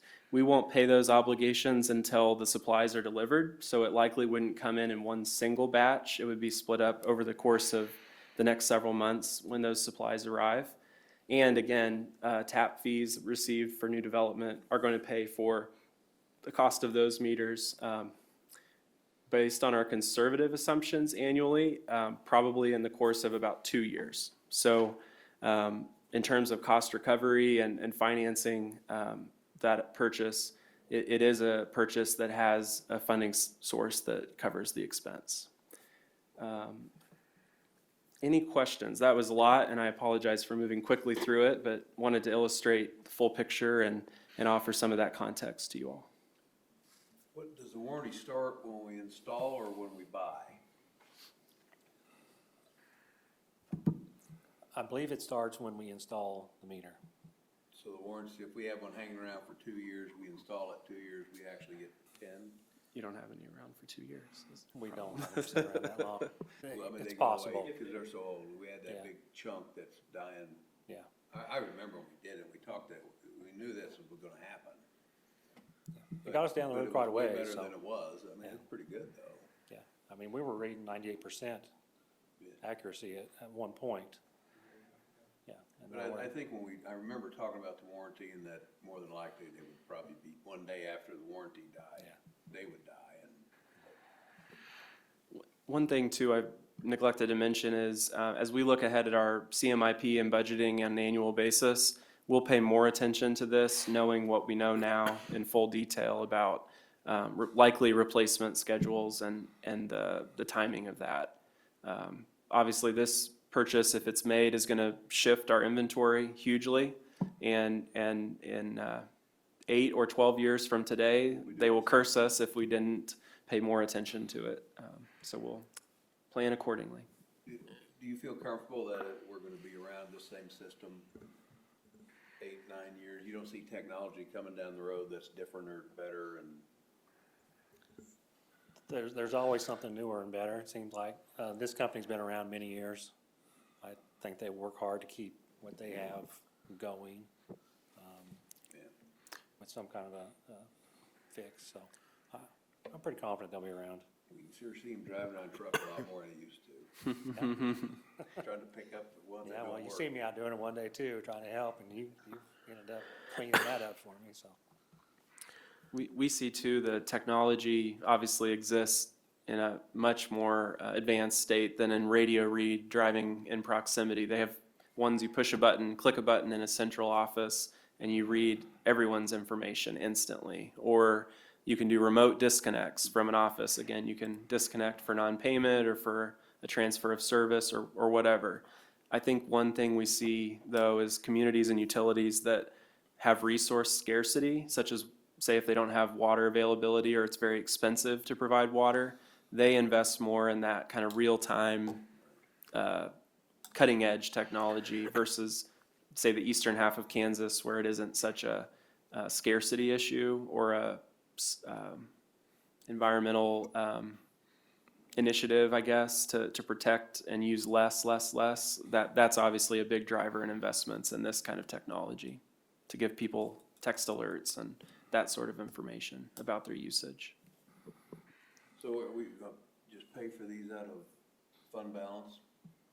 That's our proposal for tonight is to use the water and sewer capital funds for this purchase. Again, knowing that taps put back in, I think a 50-50 split would be equitable because for a residential tap, our connection fees are $3,000 and $3,000.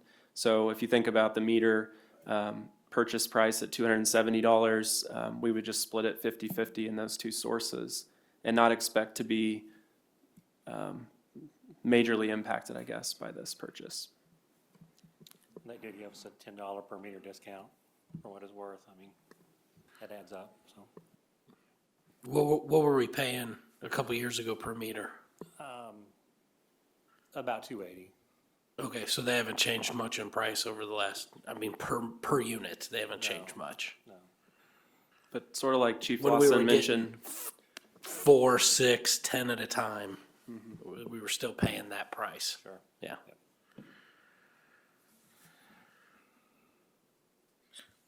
Okay, thank you, gentlemen. Are there any more questions or conversation about this item? I just wanted to say, because if I was Kent, I'd be leaving as soon as I could. While he's still here, I want to thank him and his staff, as well as Mr. Porter, for taking me out to the wastewater facility plant last week to give me a tour and all that stuff. We learned a lot, and they were great answering my stupid questions, so thanks a lot. All right, seeing no more questions or conversation, and I'll entertain a motion.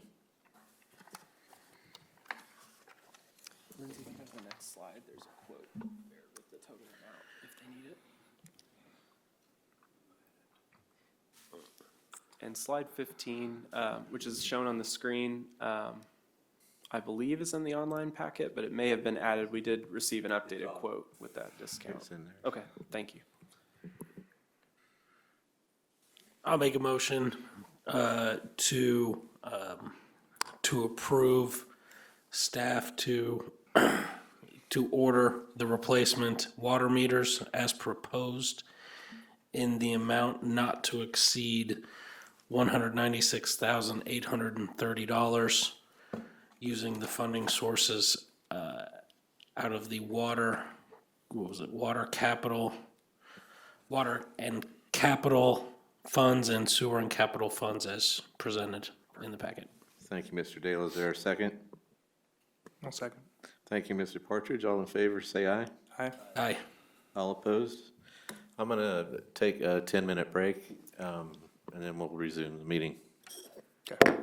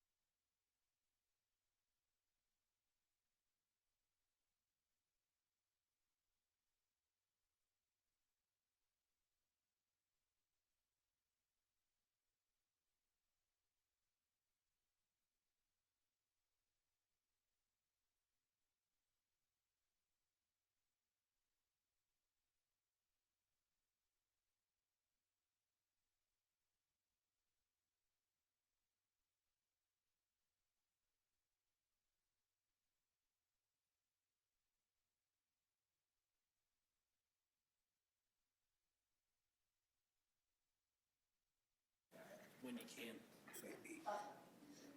Our financial advisor, he can run present value calculations as well on that after 2 years. I don't want to get into that. Now you're getting real in-depth. All right, we'll call back The to, rate has to be this for this to be this equal. we'll call the meeting back to order now. I appreciate you for the break. We'll move on to item H, consider approval of the 2023 water park user fee adjustments. I don't, Mr. Porter, thank you. I'll introduce this item. Real quick, the agenda statement is several pages, 3 pages in length. The first page illustrates proposed adjustment in the definition of the family season pass. So a quick recap, the timeline shown on page 2 of the agenda statement shows that since 2010, we had not previously made any adjustments to the user fees or the structure. And in 2022, in the spring, we did complete an assessment of other communities and proposed changes in the rates and structure in terms of striking a few superfluous types of user fees or entry fees. The rates you do see shown again on page 2, the user fees, and highlighted in yellow are the resident and non-resident family with a max of 5 and additional member of family at a unit cost of $25 per person. Those are highlighted because following the season, when we debriefed with the water park manager and with staff at the water park and at City Hall that interacts with customers, we did realize that the family pass was probably the biggest source of confusion or disagreement, I would say, with customers. Family units have evolved over the years. People's interpretation of family is different. Cohabitation, dependency, there's a million variables. What we do see from our customer base, and it's not a lion's share, it's probably a minority that feel this way, but they disagree with the rigid definitions the city has used for probably 20 plus years of family. So we've looked at things like I mentioned, like dependency, cohabitation in the same household, and what we were presented with is requests from grandmas who take their child to the pool and they may stay with them all day during the summer, but they don't live under the same roof, or aunts and uncles, cousins. I mean, the familial relationships were probably the least common family definition that we're presented with some of these customers. So what they've requested the council consider is looking instead, and what staff do support looking at, is not attempting to redefine family and pick a definition, but instead to create group memberships. So we have single memberships based on age, so child, adult, and senior. What we could come back with are either a tier of, say, 2 or 3 member pass with a discounted rate from individual memberships, and a 5-member pass, or any iteration of that the council sees as practical. Again, this is what we had in the past, and it just has been a source of dissatisfaction, I would say, with certain customers. The other thing is, in terms of accuracy, the staff at City Hall and at the water park are faced with limited time to investigate people's submitted claims. And so in essence, you have someone saying, wait a minute, I'm an aunt and I can be on this pass if I claim to be their mom.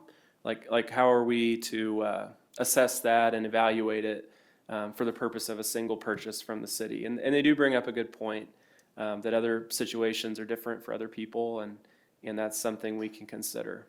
So one alternative that staff do recommend we look at for this upcoming season is changing to a group pass structure.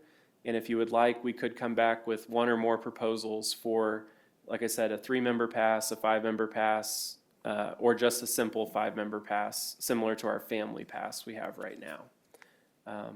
Happy to take any questions you have or thoughts, but in terms of other fees and revenue questions, we do not have any other major recommendations. The water park manager did say that rentals were at an all-time high interest level. And as you can see, our rental cost of between $200 and $300, depending on the time and the number of patrons, is actually a very affordable option. One thing is it is flat, so it doesn't offer a discount for residents over non-residents. That's one change we could look at, or just increasing the rate slightly to account for increased staff time. I mean, those aren't a huge net positive type of programming for the facility because it does require a minimum number of staff and extra attention and utility costs and other things associated with the facility. So something else to think about, but it isn't a high priority item coming from a staff perspective to look at the rentals. I like the idea of the group pass rather than the family pass. I think that's overdue. Mr. Donnelly, did you have something?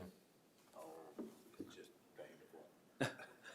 We don't have any damage on the family, when they have, not the family, the rental, and we don't have problems, like breaking chairs, or when there's 75 kids for some rental thing. No, one problem, probably if it is a problem, is people's assessment of how many people may attend has been inaccurate. And so staffing is an issue ratios wise with the lifeguards. That's required. 75 comes pretty fast, and you have a lot of friends if you have a rental at the water park coming up. So that's probably So that's one. more of an issue than, we're not losing anything, we're not losing a couple $100 worth of chairs or. No. Okay.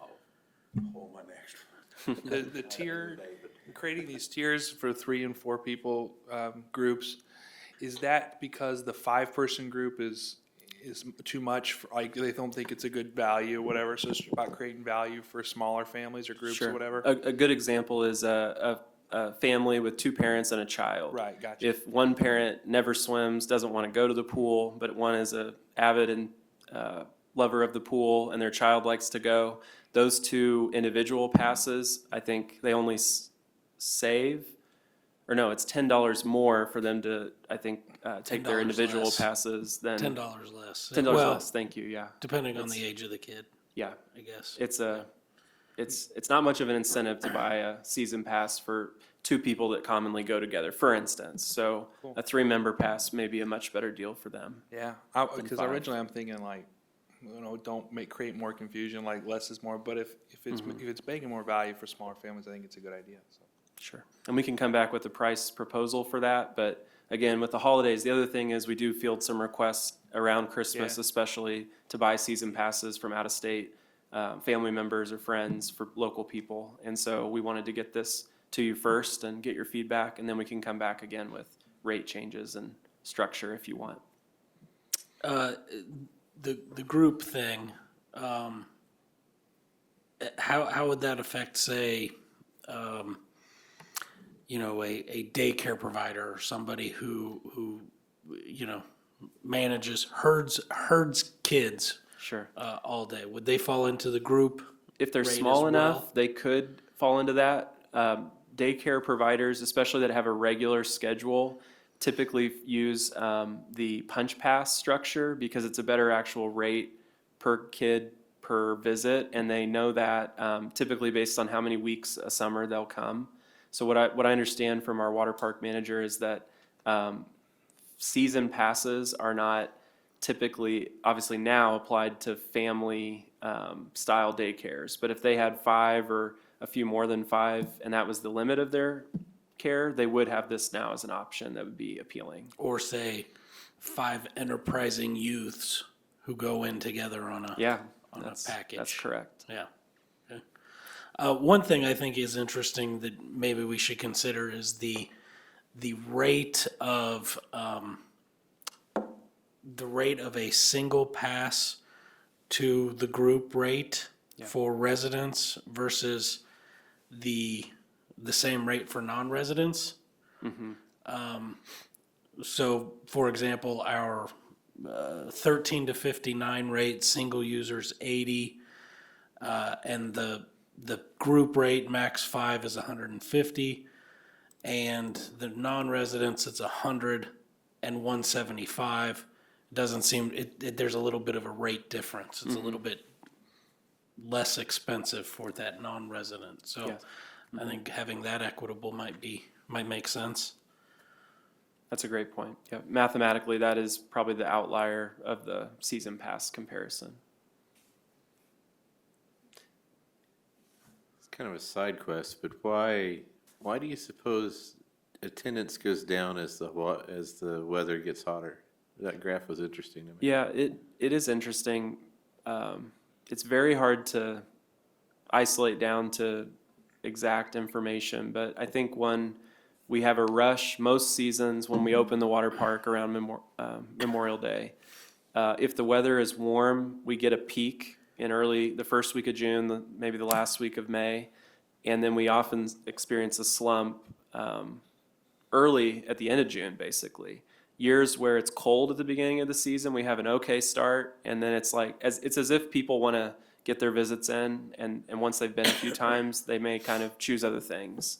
But the extreme heat does drive off people that are coming for day passes or season passes more than rentals. So rentals did not slow down this year at all. Through August, up till the end of August, even on weekends, Friday nights, we were booking rentals, where in years past, we never did. Late season, fill up our rental slots. So Mr. Shoup really identified that the demand for rentals was high, and it remained high all summer long. And that's sort of an anomaly over the last couple years compared to the past, in his experience at least. I would imagine a lot of parents that take their kids, it seems that it's always hard finding finding a chair. And so they go and they're not necessarily getting in the pool a whole lot. Gotcha. So if they're out of the pool, as their kids are swimming, they're like, it's too hot, I don't want to go and sit out there while you're swimming. So they don't take them. Maybe so. Yeah. Any further questions? You want an action on this item, right? We do include in the agenda statement a proposed adjustment, and if there is feedback to come back with a different rate structure, we can also prepare that and bring it back to you very soon, next year. Okay. Okay, so I entertain a motion then. And I'm sorry, it's at, under the discussion section at the page 1 of the agenda statement, the proposed adjustment is the second paragraph in that. I'm sorry, the third paragraph of that first page.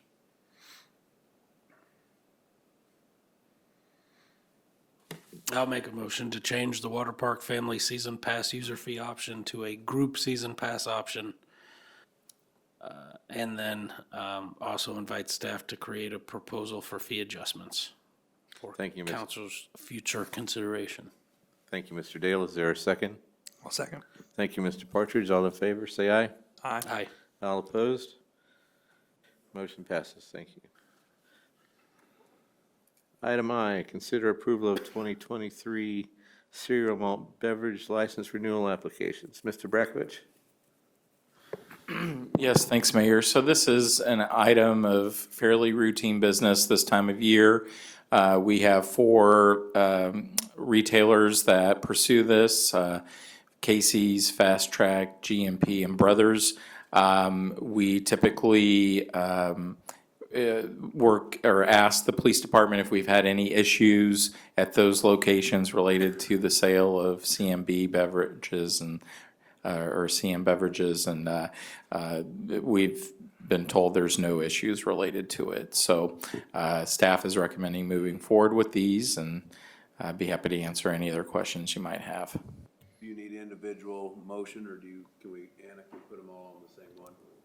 It's all the same. I think it'd be fine to do a group motion.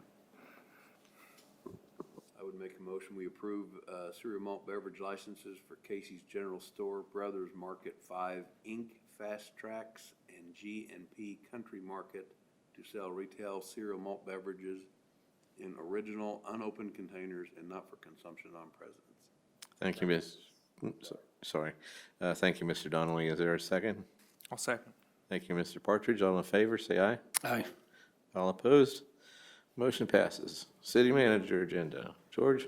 Sure, we have a couple of items. I'll hit number 2 just real quickly, so Mr. Porter gets a little break in using his voice. This second item is a public defender services update. So as you probably recall, Jeff Sontag was our previous public defender, and again, congrats to Jeff. He was appointed to fill a vacancy as a judge in the district court. I believe it's District 1. And so that left us with a vacancy for public defender. We issued an RFP first run of the RFP, we got, only had 2 responses. We went ahead and tried to schedule interviews and the parties that were available, we went ahead and met with them. We did decide to extend the RFP for an additional week to see if we got any additional interest, and during that time, we did pick up a 3rd proposal. So at this time, I'm recommending, I did engage in a contract with Ben Rao. He's he's hung his own shingle out of Leavenworth. He's got a varied background in both the as a prosecutor as well as spent some time as a pro tem judge, and now is works in the defense field as well. So he's available. It doesn't conflict with his schedule. Doesn't seem to present any other conflict of interest. He did propose a flat rate, which is appealing to us. That helps us manage our overall expenses related to court. And so if you have any other questions about that or the process, I'd be happy to answer it. But for tonight, it was more of an informational piece, so you know who was going to be ready to go, and he'll be ready next week. So All right, thank you. this week, sorry, the 24th, yeah. And the November financial report, Mr. Porter. Thanks, Mayor. I will keep this brief tonight because in several of our regular agenda items, we've already touched on some of the highlights of the report. So again, in the interest of time, I'll move quickly, but please stop if you have any questions. Through 92% of our fiscal year through the month of November, we've collected 100% of revenue estimates in the budget and spent 80% of expenditure budget authority across all our funds. We did close out our accounts for Series 2022A and B GO bonds. We had a few remaining costs of issuances later in the year that were paid, and so those funds have been transferred to the debt service fund as required by law to pay future debt obligations for debt service. Our next debt payments are due in January, and this year we completed just under $1.5 million in debt service payment obligations across all funds. We completed 4 budget amendments this year, and we don't anticipate this is the last meeting of the year needing any amendments, and that is excellent to be in that position at year end. We also added a detailed section in the middle of this report. It's pages 6, 7, and 8 that illustrate a new view of estimated current year ending fund balance and goals or targets and margin, and we've discussed that at length in a couple earlier agenda items tonight. We will build into our assumptions the purchase for water meters that was previously approved and update that in our year-end monthly financial report as well. Backtracking though quickly to page 4 of 13 in the report, our sales tax performance continued strong as it has in every month really through the entire fiscal year. Net on the city side between sales and use tax, we're at 23% growth over the prior year.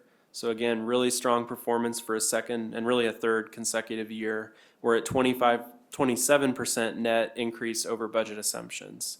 In the capital projects fund, our share of the county sales tax, we're not quite as far ahead of estimates. We're a net 9% above budget collections, and we're a net 13% ahead of prior year actuals for those collections. So again, really strong performance, and it's another revenue that we'll look at carefully when we start to build the 2024 budget assumptions early next year and kick off the budget development calendar.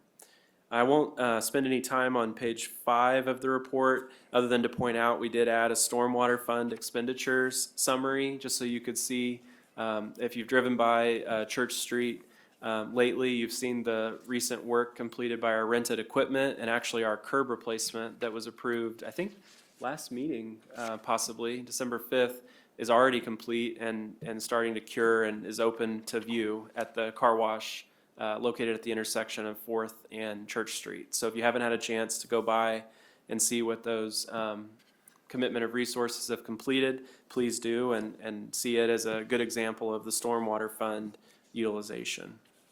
I mentioned again that pages 6, 7, and 8 of the report show fund balance levels. I won't belabor those in our discussion tonight, but if you have any questions or want to see any alterations or explanation on the report in future months, please let me know, and I'd be happy to make that adjustment.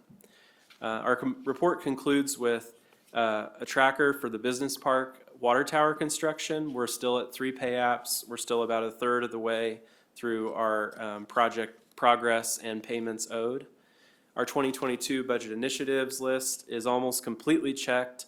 Really, we could check the last item, which is utility improvements. We do have, again, a construction and design engineering contract for the wastewater treatment plant project that we do expect to advance early next year, probably in one of the January meetings for your consideration.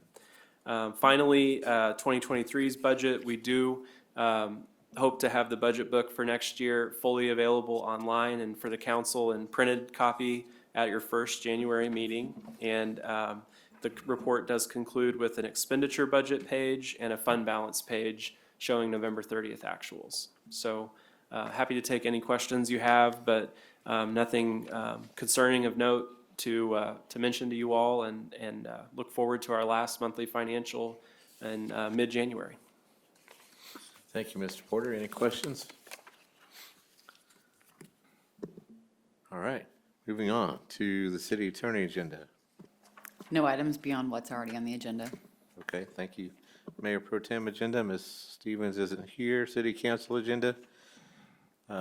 Anyone from council have anything to add? Okay, and then I just have executive session. Mr. Donnelly, could you? You bet. I move that the city council recess into executive session to obtain legal advice regarding a request for potential annexation pursuant to attorney-client consultation exception KSA 75-4319B2. Executive session will include the city attorney, city manager, assistant city manager, and the open session will resume in the city council chambers at 9:30 or 9:25? 9:25. All right, Second. we are in executive session. You get the bottom.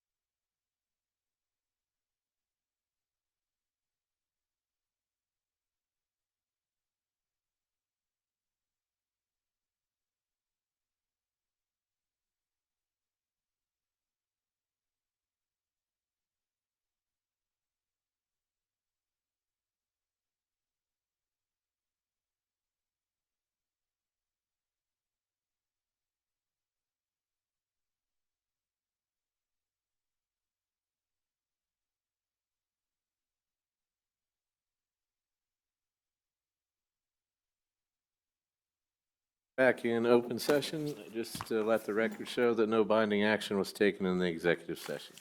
I have nothing further in the mayor's agenda, and I'll cede the rest of my time to Mr. I Dale. make a motion that we adjourn. All in favor? Aye. Opposed? Thank you all. See you in a couple of weeks.